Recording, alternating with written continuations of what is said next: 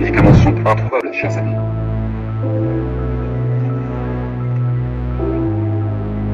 Mon cœur est déchiré par ces images. Il y a des enfants, des nouveau-nés, des bébés âgés de 2 ou de 3 ans qui ont été mutilés, auxquels il manque des pieds, des bras, des mains. C'est désormais des scènes quotidiennes à Gaza.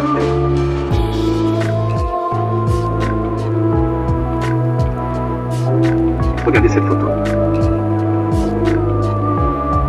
Comment notre conscience humaine peut-elle supporter une telle photo? Comment pouvons-nous rester silencieux face à cette situation?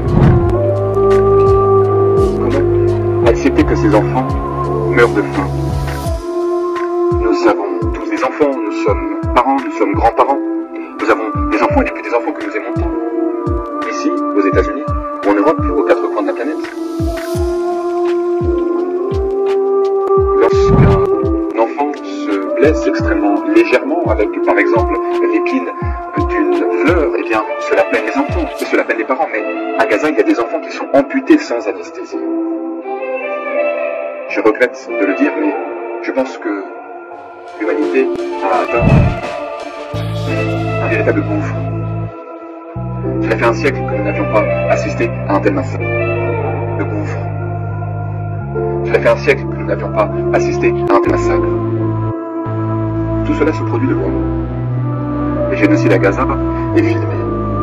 Il est filmé, il est diffusé en temps réel, à chaque instant, par le biais des médias et des réseaux sociaux.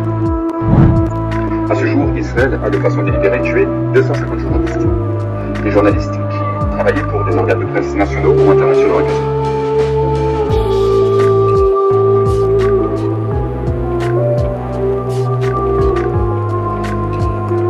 Israël n'a pourtant pas réussi à dissimuler le génocide.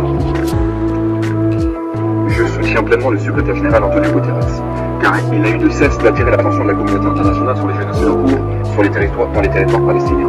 Et je souhaiterais encore le remercier de son courage. Néanmoins, l'ONU n'a pas été en mesure de protéger le personnel de l'ONU à Gaza, hélas. À Gaza, il y a 500 personnes qui se sont précipitées pour en sauver d'autres. Sur ces 500 personnes qui ont été tuées, 326 étaient des membres du personnel de l'ONU. Excellences, mesdames et messieurs. Je pense que le terme de génocide ou le terme de Shoah est un concept qui consiste à faire référence à l'extermination massive de populations.